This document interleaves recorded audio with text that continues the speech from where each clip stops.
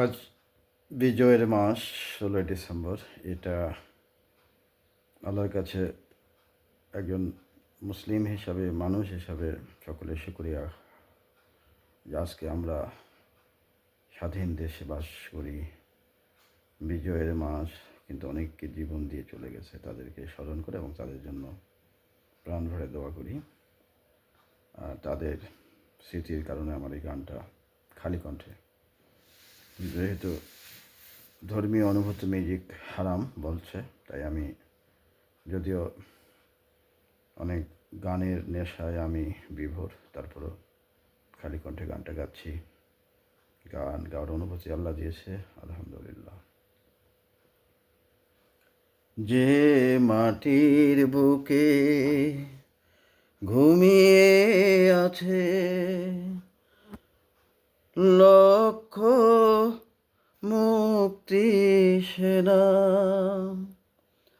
দে না তোরা দে না সে মাটি আমার অঙ্গে মাখিয়ে দে না। যে মাটির বুকে ঘুমিয়ে আছে লক্ষ মুক্তি সেনা, দে না তোরা দে না সে মাটি আমার অঙ্গে মাখিয়ে দে না। আ আ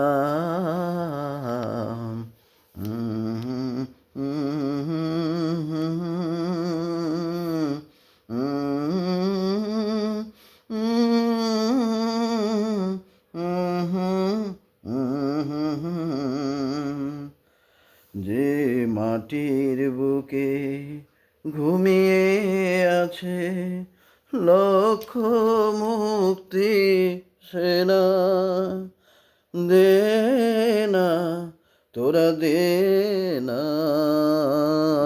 সে মাটি আমার অঙ্গে মাখিয়ে দে না।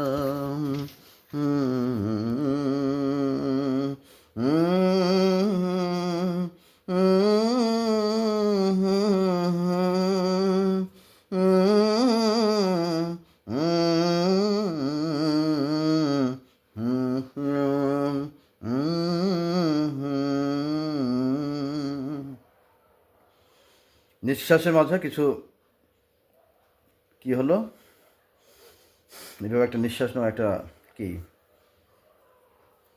একটা স্বাস্থ্যসম্মত বিষয় চিকিৎসা বিজ্ঞানের। পাশাপাশি যে মানুষগুলো চলে গেছে তাদেরকে স্মৃতিচারণ করে আর একান্ত নিভৃতে তাদের জন্য দোয়া করে আল্লাহ পাক আমাকে এসব করার তৌফিক দান করেছে এবং আমাদের সবারই এটা করা উচিত। ফুল দিয়ে ভালোবেসে দেশটা যারা ধ্বংস করেছে তাদের ফয়সালা তো হবে একদিন, সুতরাং হতাশ হওয়ার কারণ নাই। আগামী দিন ভালো আসবে। আমি বলি অনেক ক্ষেত্রে, আমার বক্তব্যে বলেছি, কারণ আমি যখন পাহাড়ে হাওড়ে দ্বীপে সাগরে বছরকার বছর পরিবার বিচ্ছিন্ন হয়ে কাজ করি পেশাগত দায়িত্বে, তখন আমার কাছে মনে হয়েছিল যে মরেও যেতে পারি। তো রাষ্ট্রের সৎ কর্মকর্তা যদি হয়ে থাকে এবং অন্যায়ের প্রতিবাদী নিজেকে ত্যাগ স্বীকার করতে পারে, নিশ্চয়ই আল্লাহ একটা মর্যাদা দেবে ইনশাল্লাহ। তাই আজকে ১৬ই ডিসেম্বরে বাংলাদেশ ও পৃথিবীর সকল মানুষকে, এই দেশের জন্য যারা জীবন দিয়েছে তাদের জন্য একান্তে এককভাবে সবাই দোয়া করুন।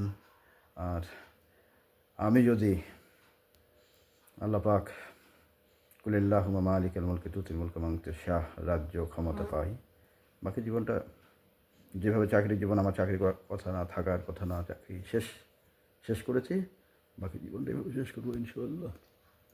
আখিরু দাওয়ানা আলহামদুলিল্লাহি রাব্বিল আলামিন। আসসালামু আলাইকুম।